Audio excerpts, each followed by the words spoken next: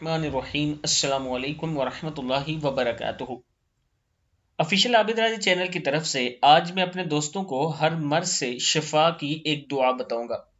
آپ دوستوں نے اسے غور سے سننا ہے، اسے یاد کر لینا ہے۔ اگر خود کوئی تکلیف ہو یا کوئی آپ کی فیملی میں بیمار ہو تو اس لیے دعا ضرور کیا کریں اور اس پر یہ دم بھی کر سکتے ہیں۔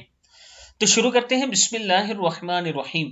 نبی اکرم صلی اللہ علیہ وآلہ وسلم نے ارشاد فرمایا کہ جس شخص کی موت کا وقت ہی نہ آ چکا ہو، اس کو اس کی دعا کی برکت سے اللہ تعالیٰ شفا عطا فرما دیتا ہے۔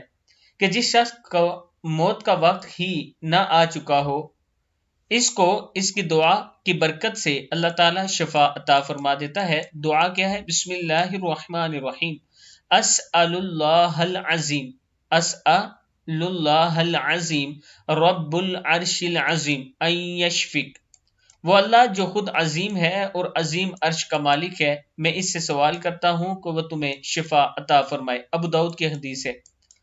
آپ صلی اللہ علیہ وآلہ وسلم نے بیمار کی عیادت کے وقت 7 مرتبہ یہ دعا پڑھنے کی تلقین فرمائی ہے۔